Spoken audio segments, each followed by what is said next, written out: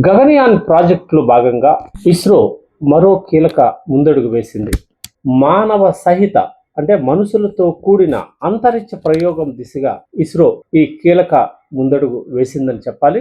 గగనయాన్ సన్నాహక పరీక్షలో భాగంగా integrated main parachute air draft test IMAT ను విజయవంతంగా పరీక్షించింది. ఉత్తరప్రదేశ్లోని ఝాన్సీలో బబీనా ఫీల్డ్ ఫైరింగ్ రేంజ్ లో ఈ పరీక్షలను నిర్వహించింది. ఈ సందర్భంగా చేసిన పరీక్షలపై ఇస్రో ఒక వీడియోను కూడా విడుదల చేసింది. IMAT టెస్టులు భాగంగా తొలుత వైమానిక దళానికి చెందిన IL-76 విమానం క్రూ మాడ్యూల్ బరువుకు సమానమైన 6 టన్నుల పెలోడ్ ను 2.5 కిలోమీటర్ల ఎత్తు నుంచి జారవిడిచారు. పారాచూట్ వ్యవస్థ సక్రమంగా పనిచేయడంతో పెలోడ్ సురక్షితంగా ల్యాండ్ అయింది. విక్రమ్ సారాభాయ్ స్పేస్ సెంటర్, DRDOకు చెందిన aerial delivery research and development establishment, భారత ఎయిర్ ఫోర్స్, ఇండియన్ ఆర్మీ ఇందులో క్రియాశీలకంగా పాల్గొన్నాయి.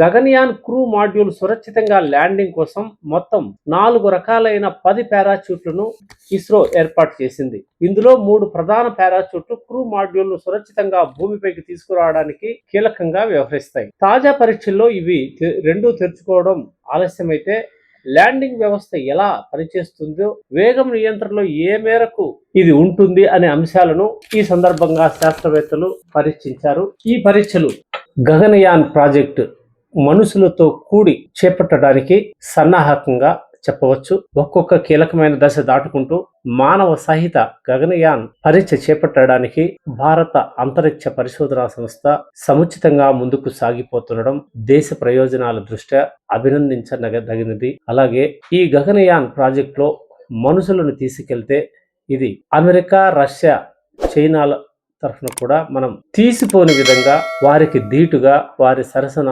భారతదేశాన్ని గౌరవప్రదంగా నిలిపిన వాళ్ళు అవుతాం.